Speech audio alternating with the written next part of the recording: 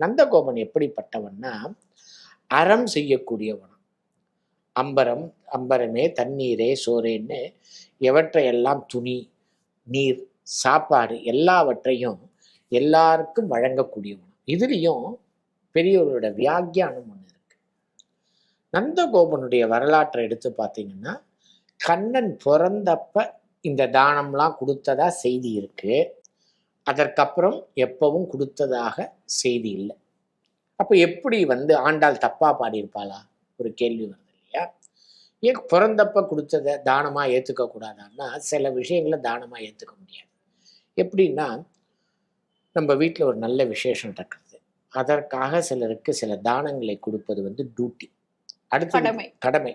அதை தானத்தில் சேராது, டியூட்டி. இப்போ யாத்திரைக்கு கிளம்புறோம்னா யாத்ரா தானம்னு ஒன்று கொடுப்போம், அதுக்கு கொடுக்கறது ஒரு டியூட்டி. வீட்டில் சில அபர காரியங்கள் நடந்து போச்சுன்னா அதுக்கு சில தானங்கள் கொடுப்பாங்க. ஏன்னா இந்த தானத்துக்கெல்லாம் ஒரு பலனை எதிர்பார்த்து கொடுப்பது அந்த தானத்தில் சேராது. ஆனால் இங்கே எப்படின்னா, கண்ணன் இந்த தானம்லாம் செஞ்சானா. எப்படி எங்க துணி வஸ்திர தானம் செய்தான் அப்படின்னா, திரௌபதி வஸ்திரம் கேட்டு அழுதா இல்லையா, அப்ப அவனுக்கு புடவையாக சுரந்தான் இல்லையா, அதை வஸ்திர தானமா கண்ணன் கொடுத்த தானம். அடுத்தது நீர் எங்க அப்படின்னா, போர்க்களத்துல குதிரைக்கெல்லாம் தாகமா இருந்தப்ப ஒரு இடத்துல சுனையை ஏற்படுத்தி அந்த குதிரைக்கெல்லாம் நீர் கொடுத்தான், அந்த தானம். சோர் எங்க அப்படின்னா, இவன் பாடசாலையில படித்து கொண்டிருக்கும் போது ஒரு நண்பர்களோடு ஒரு கிராமத்துக்கு போறான். அங்க இருக்கும்போது நண்பர்களுக்கெல்லாம் பசிக்கிறது.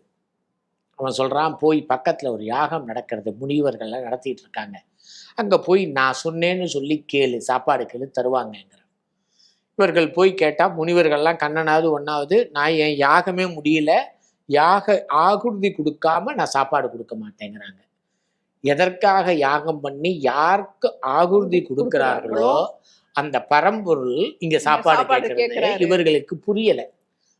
சொல்றாங்க அந்த சிறுவர்கள், அப்பா அந்த முனிவர்லாம் கொடுக்க மாட்டேங்கிறாரு. அப்படியா, நீ போய் அந்த முனி பத்னிகள்கிட்ட போய் கேளு அப்படிங்கிறார். அவங்க போய் கேட்ட உடனே என்னது, கண்ணன் சாப்பாடு கேட்டு அமிச்சானா, பண்ணிருந்த அத்தனையும் பேக் பண்ணி கொடுத்துட்றாங்க. இவர்கள் எல்லாம் வாங்கி சாப்பிட்றாங்க. ஏன்னா அந்த பெண்களுக்கு யார் அந்த யஜ்ஞத்துடைய மூர்த்தின்னு புரிஞ்சிருக்கு. அதனாலதான் நான் எப்போது பாரதி சொல்லுவா, பெண்ணுக்குள் ஞானத்தை வைத்தான் புவி வளர்த்துட்டு மீசன்னா.